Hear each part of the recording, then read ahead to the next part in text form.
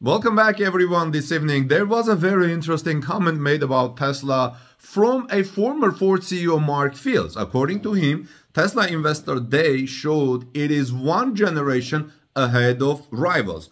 While Tesla stock sold off after its Investor Day failed to provide details on new electric vehicle models, former Ford CEO Mark Fields heard enough to remain confident in the company's future. In particular, last Wednesday's event was more like a conventional investor day and mostly lacked CEO Elon Musk's usual grandiose claims, he said in a CNBC interview on Thursday, though he is less sure of its goal to sell 20 million vehicles by 2030. But I did not know. The company also showcased other executives, which could alleviate concern that Musk has been too distracted by his other business ventures. They also talked about meat and potato topics like cutting costs, improving margins, and electric vehicle charging infrastructure. The keys to winning the EV race will come down to product appeal, software or user interface, controlling costs, and consistent execution, he said. He also said, and Tesla right now is one generation ahead of the other automakers. Fields said, though rivals like Ford and Hyundai are making a lot of progress. He also said Tesla still has the leg up on the competition, and I think they demonstrated that yesterday, speaking of last week's event. So Tesla stock tumbled around 7% after Wednesday's presentation, disappointed investors by not confirming any new car models. Instead, Elon Musk's much-awaited Master Plan 3 mainly established goals for Tesla to expand its role in achieving global sustainability. Amid the things laid out last Wednesday was the firm's commitment to sell 20 million cars a year by 2030 and confirmation of a new gigafactory in Mexico, potentially allowing the automaker to create vehicles at under $30,000. There's a news on that, friends, so wait for me. However, Fields predicted that the new electric vehicle industry will eventually have no one leader as the market continues to strengthen. Here's what he said. He said, there's going to be a number of winners and there's going to be a number of losers, because when you look at the adoption of electric vehicles over time, I mean, this is a huge addressable market, he said.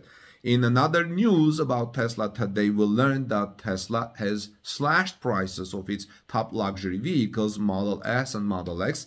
I will tell you the new prices in a moment. In January, the electric automaker reduced the prices of the Model S and Model X by up to $21,000. Remember, I reported that depending on the trim, and on Sunday, they cut them again. The entry-level Model S dual-motor all-wheel drive now starts at $89,990, a $5,000 reduction that brings this year's cut to $15,000. The higher performance Model S Plaid was also reduced by $5,000 to $109,990, which represents $26,000 drop since the start of the 2023. The same trims of the Model X had their prices lowered by $10,000 to $99,990 and $109,990. The SUV was $120,000 from $138,000 from the beginning of the year. Now, Tesla sells its vehicles directly to consumers and frequently updates the list of prices rather than using typical incentive or discount programs. Several recent Tesla buyers voiced their displeasure with the January cuts, citing the apparent loss in value they precipitated. I feel like I got ducked. I feel like I got taken advantage of as a consumer. Marianne Simmons, a Tesla owner who purchased her latest vehicle from the company in September, told the Wall Street Journal. Right off the bat, I'm out $13,306. It's such a large reduction that it's going to affect a lot of people who just bought a vehicle.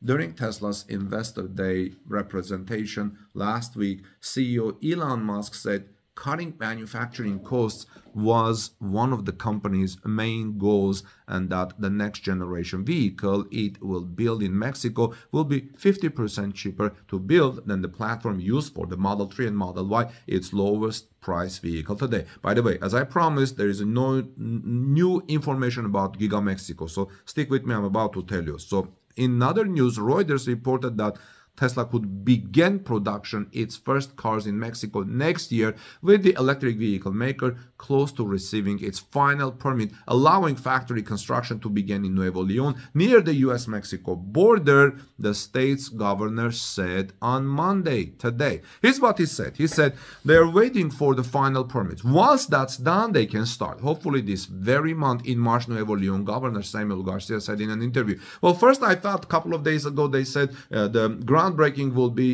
in 3 months, but apparently it can even be this month. The company did not immediately respond to a request for comment from Reuters. Tesla chief executive Elon Musk announced the investment last week at Gigafactory Mexico, saying the Austin, Texas-based company had selected Mexico for its next Gigafactory with plans to produce a next-generation vehicle. By the way, something is going on in Indonesia too. It's in the news.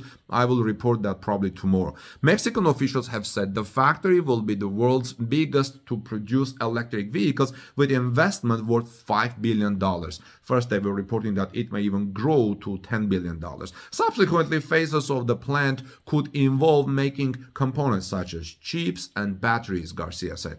That's why they bought a very large plot of land, he added. That's why Tesla wants to do something really big. It will be bigger than Giga Texas, probably. The site in Santa Clarita, next to the state capital of Monterrey, spans several thousand acres, the local mayor said last week. By the way, Santa Clarita, I've seen in the images, looks like a very beautiful city. Garcia said the investment would act as an anchor, attracting Tesla suppliers, and that the green light given to Tesla by Mexican President Andres Manuel Lopez Obrador after the latter had expressed concerns over scarcity of water sent a positive signal to other potential investors that you can do business in Mexico. It's like a kind of guide that when they want to come set up here, it's very important they follow the law, he said, noting he had sent Lopez Obrador technical memos about the state's industrial water supply, kind of updating the president. The president, by authorizing the backing Tesla, sent a message to the world that they should come to Mexico. This is very positive for Mexico. This is very positive for Texas. Remember what I said, that Tesla, Santa Clarita, where Tesla is building its Gigafactory in Mexico, seems to be a very beautiful city. This is very important if Tesla wants to attract talent from different places to go to Mexico to live there. Because I remember years ago I was doing some contract work as CEO at Lowe's Home Improvement, and they are in Mooresville, which is about maybe 30 miles north of, actually 20 miles north of Charlotte, downtown, and they were having difficulty to attract technical talent to Charlotte. So what they did, they built a new skyscraper in downtown Charlotte, in south end of Charlotte, if you're familiar with that. So the technical and IT branch of Lowe's Home Improvement headquarters will be housed there, so people would like to go to Charlotte live. Like, not people wanted to go to live in Mooresville, which is a beautiful town. Wonderful people live there, and it's really nice, idyllic and beautiful.